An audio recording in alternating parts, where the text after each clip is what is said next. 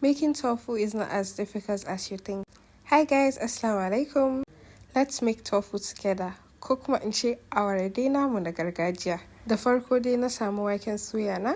I poured that in a bowl, added water. Na sa hannu na dirje shi because we don't want any dirt in our beans. Bayan na tabbatar da duka dattin ya fita, na zuba ruwa sannan na bar shi overnight. The next morning, na ɗauko kwandon tsama. Is it kwandon tsama? Kwallon dadi da ake wanke shinkafa da shi. Na tsama ruwan.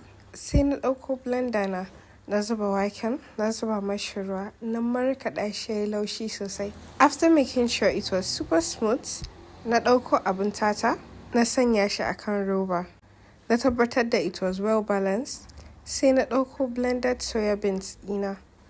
Na zuba a ciki, na ƙara mashi ruwa, na juya. Na yi securing abin tata na da kyau, saboda kar mu samu leakage idan ina sieving ɗin shi. Na yi squeezing ɗin shi sosai to separate all the milk from the chaff. Repeated that har san da na gama tsama madara na gabaki ɗaya. Before now, I used to think making awara was a difficult task. But then after I started making it, I realized that it wasn't that difficult after all. It only takes a little bit of patience. And if you are taking your soya beans to a bigger engine, you don't have to soak it overnight. You can soak it for 3 to 4 hours and then you're good to go. But if you are using blender, you would have to soak your soya beans for longer hours. Bayan na tabbatar da babu sauran liquid a cikin madara na ɗauko tukunya na juya madaran a ciki. Sai na sa cokali na tsama foam ɗin da ke saman madaran, because you don't want that in your milk. Wasu mutane suna zuba drop of manja a cikin liquid ɗin saboda ya rage mashi kumfa. But gaskiya I just prefer to scoop it out. Bayan na yi scooping kumfan, sai na ɗauka madara na ɗaura shi akan wuta. Na san you are wondering why I keep calling it milk or madara. To me, it's already milk saboda it's no longer in the beans. It is no longer in the beans form.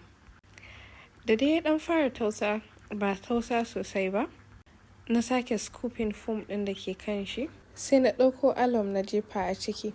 Yawancin mutanen da ke sadda awara suna amfani da ruwan tsami. You can also use white vinegar or lime juice. Shortly after an saka alum ɗin a ciki zai fara haɗa a jiki, kaman cottage cheese haka. Idan madaranki bai haɗa jiki, it's either alum ko ruwan tsamin da kika yi amfani da bai isa ba.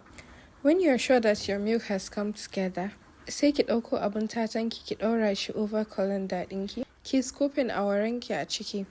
Sai ki sa cokali ki ɗan mammatsa ruwan kafin ki ɗaure bakin abin tatan.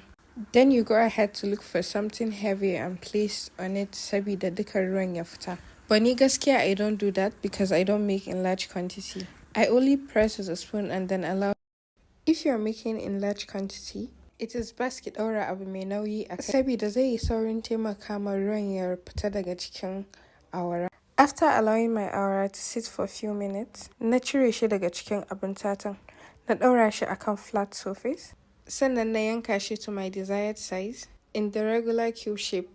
Na ji an ce in some places people use awara as meat in their food. Idan kun taɓa trying ku faɗa min a comment section. After cutting my awara, I carefully fried it in a deep pan of hot oil on low heat. Halfway through, na sa cokali na juya. After it was golden brown, na tsame shi. Na soya na spatch ɗin har san da na gama. After frying, you can go ahead and eat your fried awara with yaji.